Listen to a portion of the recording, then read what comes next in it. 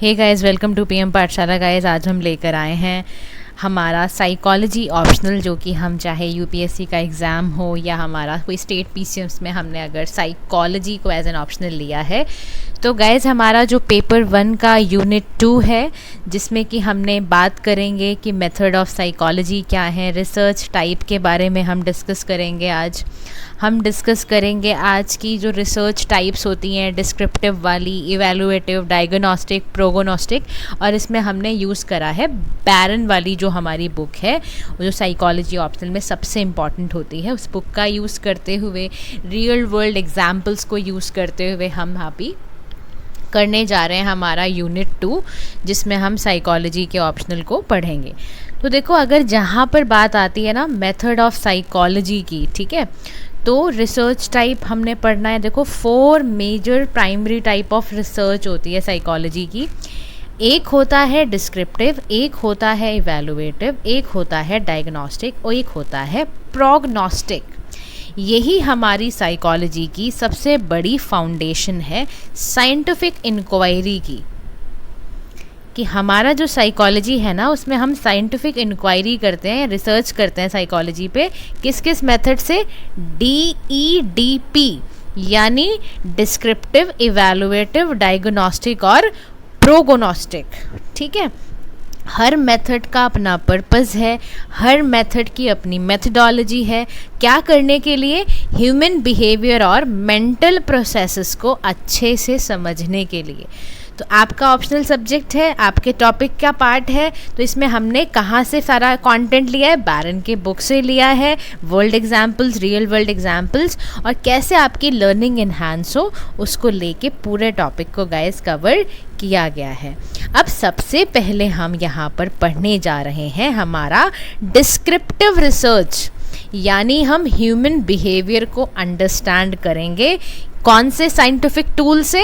Descriptive research वाले tool से।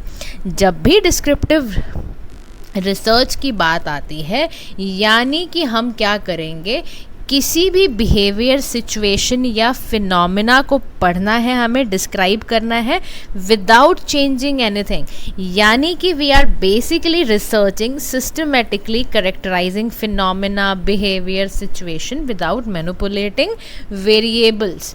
कि आपको कुछ चेंज नहीं करना है, वैसे के वैसे ही सेटअप पे स्टडी करनी है, उसके फंडामेंटल क्वेश्चंस के जवाब देने हैं, what, who, when and where. अब इस मेथड में और डीपर अंडरस्टैंडिंग करने के लिए हम क्या करते हैं, केस स्टडीज़ का इस्तेमाल करते हैं, ताकि क्या हो, इन डेप्थ इंडिविजुअल एनालिसिस हो पाए। ठीक है, यहाँ तक बात समझ में आ रही है?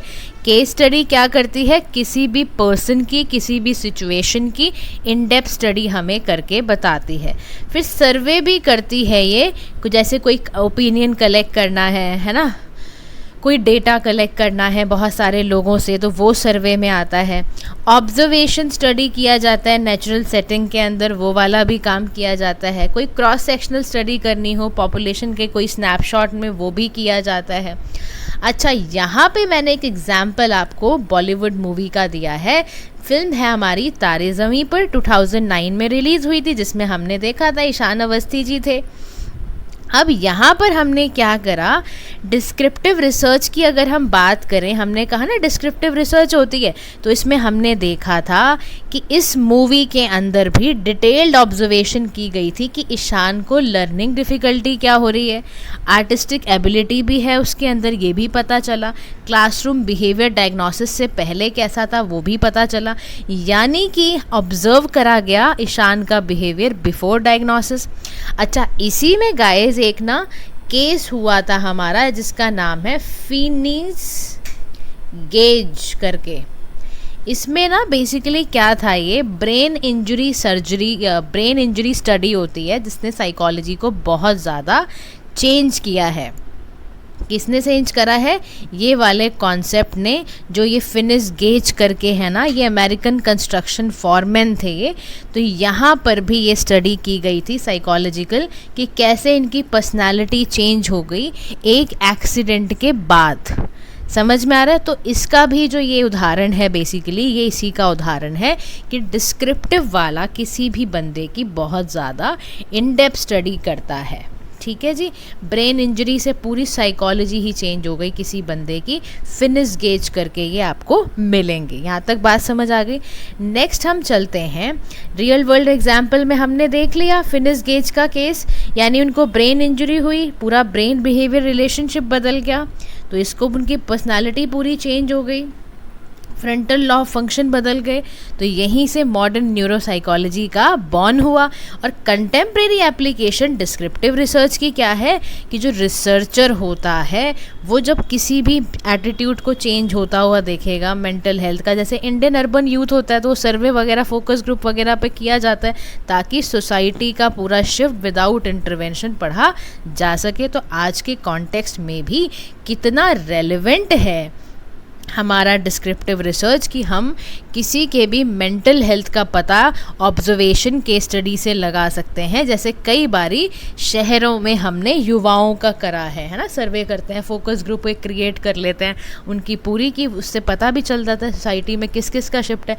मान लो यही पता करना हो कि शहरों में डिजिटल प्रोग्रामिंग कितनी हो रखी है, लाइक डिजिटल मोबाइल फ़ोन्स में ज़्यादातर लोग क्या क्या देखते हैं, तो पता चला जी सबसे ज़्यादा बच्चे इंस्टा पे रहते हैं क्योंकि रील्स वगैरह बनानी होती हैं।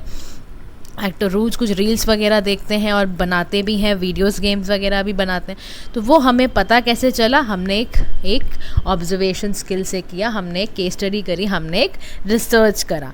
नेक्स्ट हमारा जो टूल है रिसर्च मेथड का, डैट इज़ इवैल्यूएटिव रिसर्च और डायग्नोस्टिक रिसर्च मेथड। दोनों को हम स्टडी करते हैं। क्या है?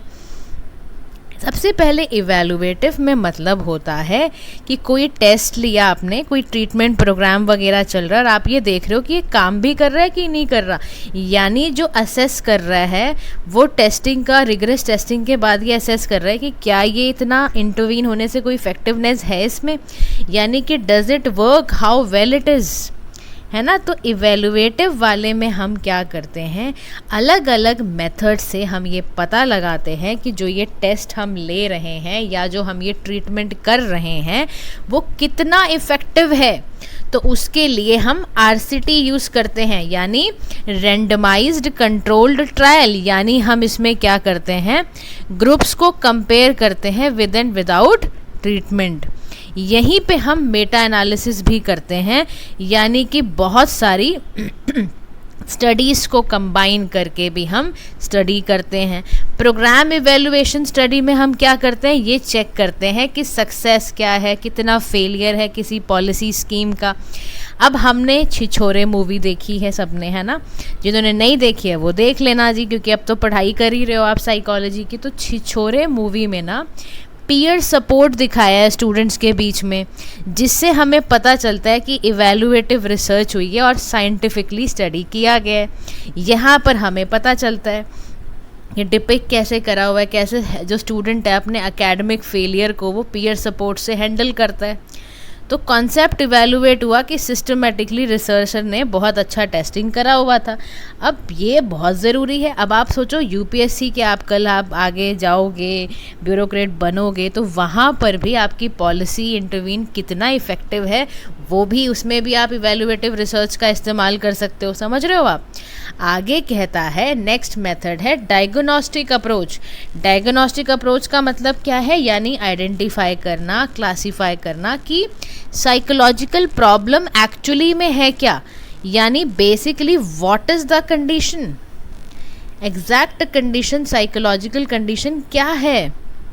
और उसके लिए कई सारे टेस्ट होते हैं, मेथड होते हैं, जैसे टेस्ट वैलिडेशन होता है, यानी ये चेक करना कि टेस्ट जो हुआ है उसको सही मेज़र हुआ है कि नहीं हो रहा है, तो उसको टेस्ट वैलिडेशन कहते हैं। नेक्स्ट है सिम्टम प्रिविलेंस स्टडी, यानी हाउ कॉमन अ कंडीशन इस, कितनी कॉमन है आपकी पॉपुलेशन के अंदर। फिर डायग्नोस्टिक क्राइटेरिया डेवलपमेंट है कि स्टैंडर्ड रूल जो आपके DSM में लिखे हुए हैं या ICD ने जो आपको दिए हुए हैं, जो ये टीम्स हैं आपकी, इनके द्वारा आपका कितना ज़्यादा प्रिवलेंट है, क्या आप उस क्राइटेरिया पे कर भी रहे हो या नहीं कर रहे हो। तो DSM बेसिकली साइकोलॉजी की फॉर्म में क्या फुल फॉर्म होता है, diagnostic and statistical manual of mental disorder. बात समझ गए। और इसमें ही मैंने आपको क्या बोला, ICD में क्या होता है full form, international classification of diseases. ये कौन पब्लिश करता है, वर्ल्ड हेल्थ ऑर्गेनाइजेशन।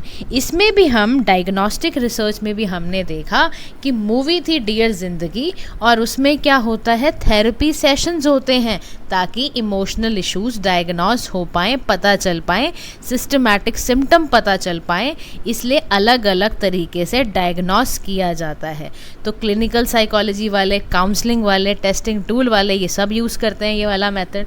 तो दोनों ही मेथड बहुत ज़्यादा असेंशियल हैं एविडेंस बेस्ड प्रैक्टिस के लिए। इससे क्या होगा, ट्रीटमेंट अगर इफ़ेक्टिव रहेगा, डायग्नोस्टिक रिसर्च से आइडेंटिफिकेशन टूल अच्छे निकलेंगे, तो इससे क्या होगा, हमारी थ्योरेटिकल नॉलेज और प्रैक्टिकल नॉलेज के बीच का जो गैप है क्लिनिकल साइकोलॉजी वालों के लिए, वो वाला गैप भी फिल होने लग जाता है। ठीक है, तो बोथ ऑफ देम, यानी इवेल्युएटिव रिसर्च में you can take the example of Chhichhore, diagnostic में you can take the example of dear Zindagi. Next हमारा आता है topic prognostic research and comparative analysis. अब ये क्या होता है, क्या ये डायग्राम है, समझते हैं। यहाँ पर बेसिकली हम क्या करते हैं, यहाँ हम प्रिडिक्ट करते हैं हमारे फ्यूचर आउटकम्स को। क्या प्रिडिक्ट करते हैं हम, फ्यूचर आउटकम्स को, रिस्क फैक्टर को देखते हैं। यानी कि यहाँ पे जवाब दिया जाता है इस क्वेश्चन का कि what will happen in the future. Prognostic में क्या किया जाता है कि बेसिकली हमें जवाब दिया जाता है what will happen in the future में क्या होने वाला है।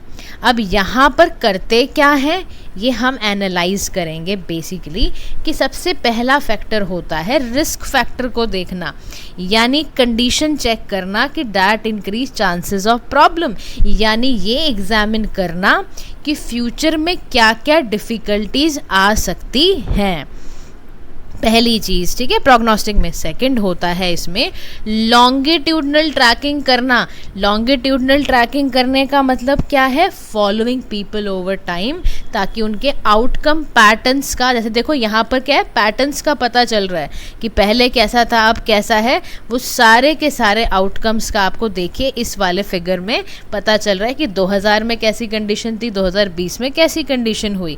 और नेक्स्ट फैक्टर होता है प्रोग्नोस्टिक में, that is your protective factor analysis, यानी यहाँ पे you are identify element that buffer against negative outcome, यानी एलिमेंट्स जो आपको प्रिवेंट करेंगे प्रॉब्लम से। जैसे हमने हमारी मूवी रॉक स्टार में देखा कि जो ये रिस्क फैक्टर था ना, उसमें क्या पोर्ट्रे किया गया था रॉक स्टार में कि ट्रॉमा, आइसोलेशन की वजह से मेंटल हेल्थ कितना ख़राब होता है। यानी ट्रॉमा एंड आइसोलेशन एक बहुत बड़ा रिस्क फैक्टर है मेंटल हेल्थ के डिक्लाइन होने का एक यंग एडल्ट में, ये हमने देखा। और हम देखते हैं बहुत सारे ऐसे रिसर्च एप्लीकेशंस के सॉन्ग हैं। आप सोचो, गिव मी सम सनशाइन वाला सॉन्ग है, उसमें एकेडमिक प्रेशर होता है ना, डिस्क्रिप्टिव स्टडी हो गई। आशाएं वाला में इंटरवेंशन रिसर्च करी है हमने। जिंदा वाले सॉन्ग में पोस्ट ट्रॉमेटिक, यानी ट्रॉमा आ चुका है, उसके बाद के फ्यूचर में क्या होगा, अब उससे जिंदा मूवी का जो जिंदा सॉन्ग जो है उसके ऊपर आएगा। तो ये भी आपको इंटीग्रेट करना है। यानी हमें समझ में आ गया अभी कि डिस्क्रिप्टिव हमारा क्या है, फाउंडेशन है। डिस्क्रिप्टिव हमारा फाउंडेशन है, यानी कि व्हाट इज हैपनिंग। बेसिकली यहाँ पर क्वेश्चन क्या आएगा, व्हाट इज हैपनिंग।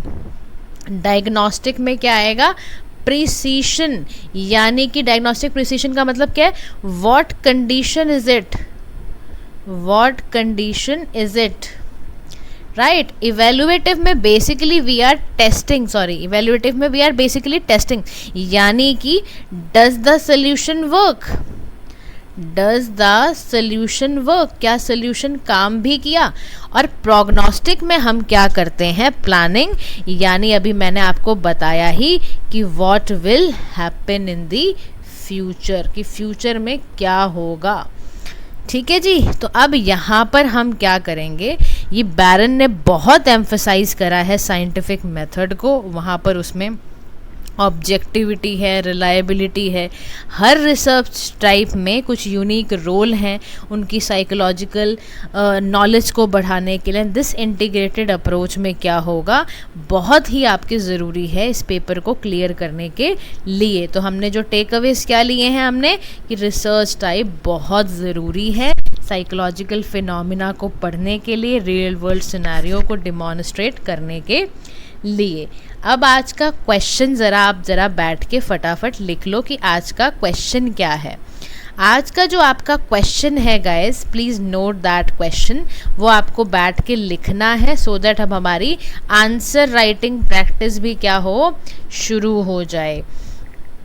आज का क्वेश्चन है discuss the 4 types, primary types of psychological research. Question क्या है, discuss the 4 primary types of psychological research और illustrate your answer with suitable cultural examples.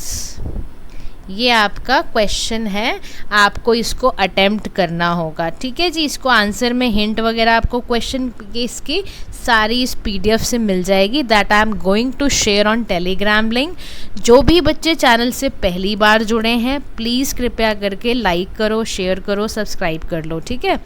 Playlist बनी हुई है साइकोलॉजी की, उसको ज्वाइन कर लो। टेलीग्राम लिंक पर आपको ये PDFs वगैरह सारी शेयर हो जाएंगी। ठीक है जी।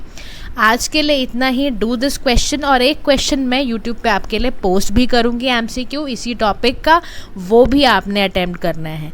तो आज के लिए इतना ही, मिलते हैं कल। Thank you so much for listening, have a nice day.